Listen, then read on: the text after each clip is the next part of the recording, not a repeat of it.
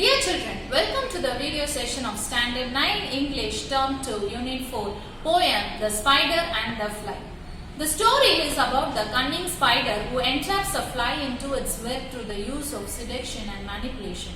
The poem is a cautionary tale against those who use flattery and charm to disguise their true intention. To know more about the poem, come let us enter into the video session. Hello children, welcome to the video session of Standard 9 English Unit 4 poem The Spider and the Fly. It is a wonderful poem yet tragic tale that is based on the poem by Mary Howarth and illustrated by Tony Terlizzi. This is quite a dark and cautionary tale of the spider that lures the innocent fly into his web. It was originally written to warn children about the dangers of trusting strangers, as their kind words may be deceiving. Now let's move into the poem. Now we'll see the first stanza of the poem. "Will you walk into my parlor?" said the spider to the fly. "This the prettiest little parlor that ever you did spy. The way into my parlor is up a winding stair, and I have many pretty things to show when you are there." "Oh, no, no," said the little fly, "to ask me is in vain, for who goes up your winding stair can never come down again." Here, the poem opens with a dialogue between a predator. Predator means here the spider, and a prey. Prey means here the fly. In the first stanza, we observe the spider alluring the fly to his parlor. He tries to entice the fly by saying that he has many pretty things to show her inside the parlor. The spider portrays his home as a mysterious place, as the prettiest little parlor, to trick the little fly into his web. The fly understands that it's a trap and rejects his invitation by saying that she knows that whoever goes in there never comes out. Now we'll see the second stanza of the poem. "I'm sure you must be weary, dear, with soaring up so high. Will you rest upon my little bed?" said the spider to the fly. "There are pretty curtains drawn around, the sheets are fine and thin, and if you like to rest a while, I'll snugly tuck you in." "Oh, no, no," said the little fly, "for I have often heard it said, they never, never wake again who sleep upon your bed." In this stanza, the spider employs a different trick to convince the fly to enter his home. He fakes concern for her by saying that she must be tired and offers her to get some rest on a snug little bed. He tries to tempt her with a false sense of security as he says that there are pretty curtains drawn around. He tries to appeal to the fly's heart by cunningly offering a shoulder to rest. He tries to establish a connection before he gets ready to eat its prey. Thankfully, exhausted or not, the fly is aware of the fact that if she goes into rest, she might end up sleeping forever. She refuses the spider's offer and says that she is absolutely aware that whoever goes to sleep on his bed never wakes up. The repetition of the word never emphasizes on the distrust of the fly for the spider.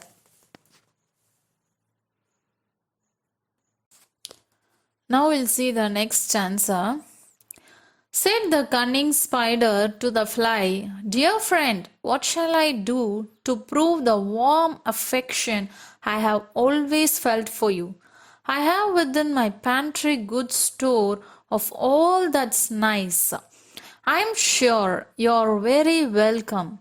Will you please to take a slice? Oh, no, no, said the little fly. Kind sir, that cannot be. I have heard what's in your pantry, and I do not wish to see. This time the spider tries to befriend the fly by calling her dear friend. He wants to establish a false bond of friendship and affection in order to lure the fly into his home. Again, he tries to persuade the fly to fulfill his wish by offering her good food from his pantry. The fly is, however, determined not to be tricked by the cunning spider. She tactfully refers to the spider as kind sir and tells us that she is not interested in seeing what he has to offer her. Next stanza. Sweet creature, said the spider, you're witty and you're wise. How handsome are your gauzy wings! How brilliant are your eyes! I have a little looking glass upon my parlor shelf. If you will step in one moment, dear, you shall behold yourself.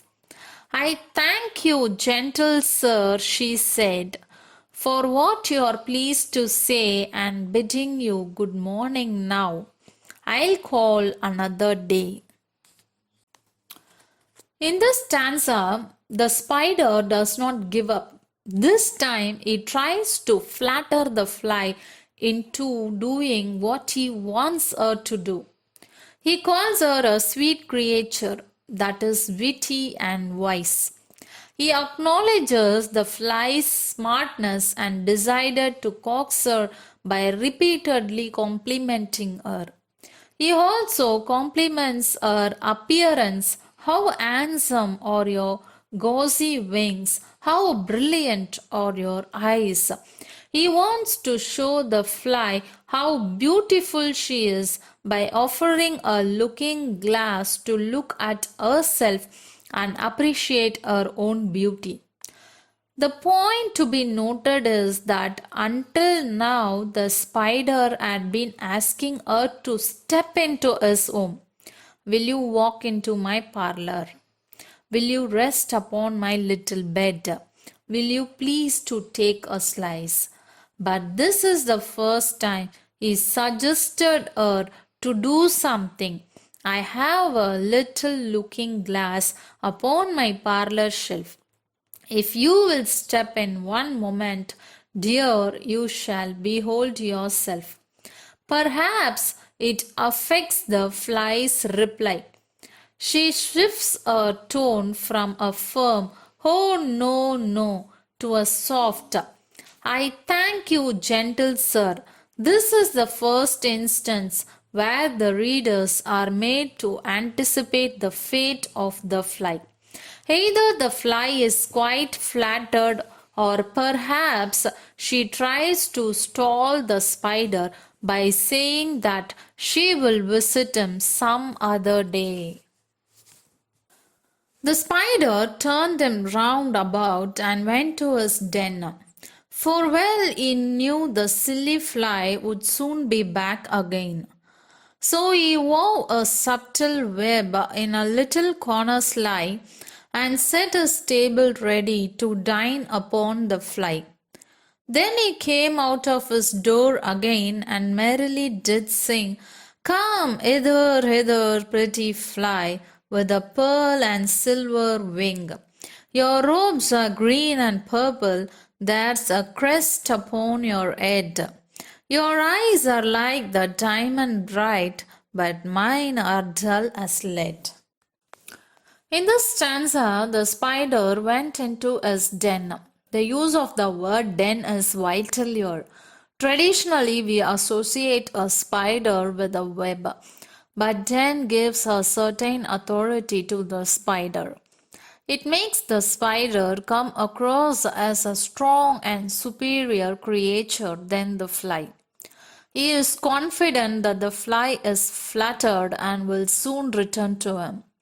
He weaves a subtle web in a little corner to trap the fly. He carefully sets his dining table and waits for the fly.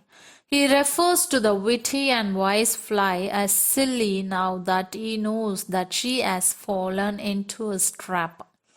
The spider eagerly goes to the door and calls out to the fly, "Come hither, hither, pretty fly with the pearl and silver wing." Next stanza. Alas, alas, how very soon the silly little fly, hearing his wily flattering words, came slowly flitting by. With buzzing wings she hung aloft, then near and nearer drew, thinking only of her brilliant eyes and green and purple hue, thinking only of her crested head. Poor foolish thing! At last up jumped the cunning spider and fiercely held her fast. He dragged her up his winding stair into his dismal den, within his little parlour, but she never came out again. In this stanza, the spider seems even more confident now. The weapon of vanity worked out for him, and he finally deceived the fly to succumb to his evil desires. The fly is bewitched by the spider's flattery and decides to slowly approach the spider's web. The fly is engrossed in her own beauty and thinks only of her brilliant eyes and her crested head. Taking advantage of this moment, the spider pounces on her and fiercely catches her. The spider quickly drags her up to his winding stair and then to his den and finally to his little parlour. The fly's words finally hold true for her own self as well as she never comes out of the devious fly's home. And now, dear little children, who may this story read to idle, silly, flattering words, I pray you never give heed unto an evil counselor. Close heart and ear and eye and take a lesson from this tale of the spider and the fly. We observe a sudden change in the tone and narration of the poem in the last stanza. The poet carefully transformed the story into a message to the children reading the poem. The poet advises and warns the children not to pay attention to idle, silly, and flattering words. She asks everyone to take a lesson from the story of the spider and the fly and asks them not to commit the same mistake that the fly committed. This poem ends with a small message to all the children. The poet cautions the children against flattery by evil counselors. She asks them to take a lesson from the fly's foolishness, resulting in a tragic end, and warns them not to be deceived by false flattery. This poem is a lesson that some use flattery simply as a way to get what they want or to seduce other people. Although this is a general lesson intended for children, this poem has been interpreted as a cautionary tale for women not to be seduced by manipulative men. I think you have understood this wonderful poem, children. Now we'll see the figures of speech in this poem. In this poem, the first figure of speech used here is simile. Simile means a direct comparison that contains the word like and as.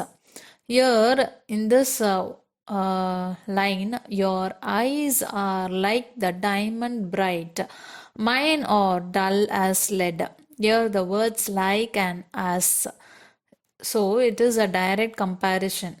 So your eyes are diamond bright, mine are dull as lead. So it is a simile. Alliteration means a repetition of sounds. Here is while flattering words came slowly flitting by. He dragged her up his winding stair into his dismal den. Sweet creature, said the spider, you're witty and you're wise. Your alliteration in this line, first line flattering, flitting, second line dismal and den, and third line witty and wise are alliteration here. Consonants. Consonant means a constant sound. Consonant sounds are used. Here in this line, this the prettiest little parlor that ever you did spy. Here the prettiest parlor spy or consonants. Next, figures of speech is assonance. Assonance means is the repetition of vowel sounds in words that are close together. It is used to create internal rhyming within phrases or sentences. Here, this the prettiest little parlor that ever you did spy. Here, I is a vowel and it is repeated here in this line. The next figure of speech is anaphora. So, anaphora means when a word is repeated multiple times within a phrase. Here, if you see this line, how handsome are your gauzy wings, how brilliant are your eyes. Here, how handsome, how brilliant. So, how and how. Here, the words are repeated. The next one is thinking only of her brilliant eyes and green and purple hue, thinking only of her crested head, poor foolish thing, at last. Thinking only of her is used here, repeated here.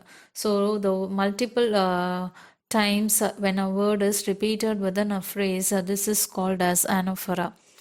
Next, repetition. Repetition means a technique in which a sound, a word, line, or phrase is repeated for emphasis or effect. Your repetition in this poem, oh no, no, said the fly, is repeated in every stanza, each and every stanza. So, oh no, no is a repetition.